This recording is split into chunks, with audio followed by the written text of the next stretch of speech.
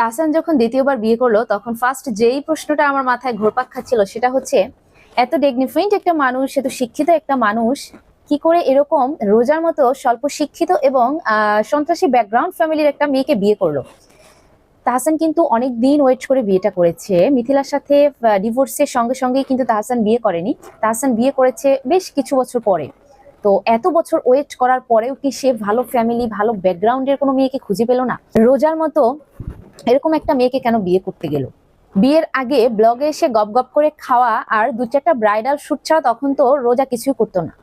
একটা ভালো ডিগ্রি নাই। আর তাহসান ইউএসএ থেকে পিএইচডি করে আসা একটা মানুষ, একদিকে অভিনেতা আর একদিকে হচ্ছে ভালো একজন শিল্পী। যাই বলুক লোকে, বাট তাহসানের গান খুব ভালো লাগে।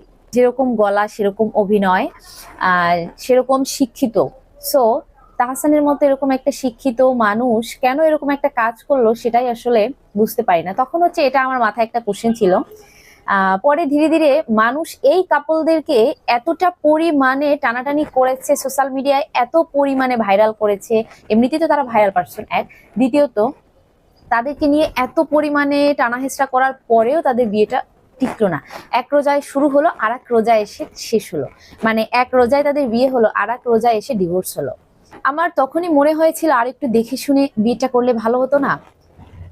ওয়েল এডুকেটেড বা শিক্ষিত ভদ্র কোনো ফ্যামিলির ব্যাকগ্রাউন্ড, এরকম কোনো ফ্যামিলি থেকে একটা মেয়েকে বিয়ে করলে হয়তোবা তাহসানের লাইফটা সেটেল হয়ে যেত। দ্বিতীয়বার লাইফে এরকম একটা ধাক্কা তার খেতে হতো না।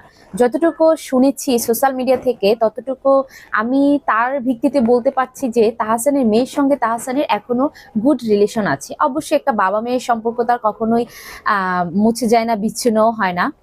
বাবা মার ডিভোর্স হতে পারে, বাট সন্তানদের উপরে বাবা মায়ের আবদার, অধিকার এটা থেকেই যায়।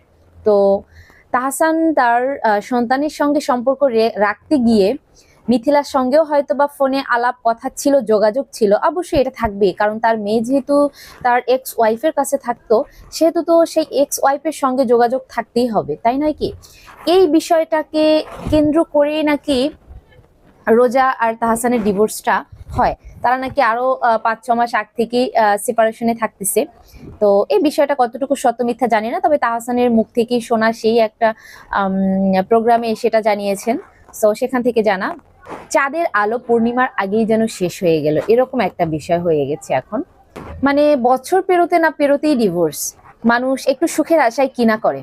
মিথিলা এবং তাহসানের যখন ডিভোর্স হয়েছিল তখন তাহসান মিথিলা দুজনেই কিন্তু সেপারেটেড ছিল। মেয়েকে নিয়েছিল হচ্ছে মিথিলা, তবে মিথিলা হচ্ছে তার জীবনকে নতুন করে সাজানোর জন্য আবার দ্বিতীয়বার বিয়ে করেছিল ইন্ডিয়াতে।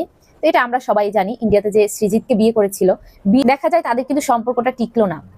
মিথিলাও কিন্তু সৃজিতের থেকে আলাদা সংসার শুরু করে, মানে সেপারেটে থাকা শুরু করে। এর অনেক বছর পরেই কিন্তু তাহসান বিয়ে করেছে। বাট দেখো, সুখের আশায় কিন্তু তাহসান বিয়েটা করেছিল, বাট তারটাও টিকলো না। সুখ এমন একটা জিনিস, টাকা পয়সা অর্থ সম্পদ ধন দৌলত থাকলেই সুখী হওয়া যায় না। দিন শেষে এদেরকে দেখে মনে হয় আমরাই অনেকটা হ্যাপি আছি, ভালো আছি। এদের মতো এতটা সোশ্যাল ফেমাস নয়, এদের মতো এতটা পাবলিক ফিগারও নয়, এদের মতো এতটা জনপ্রিয়তা নাই, এদের মতো এত টাকা পয়সাও নাই। তার থেকে আমরাই ভালো আছি, অনেকটা বেটার আছি, এটাই দিন শেষে মনে হয়।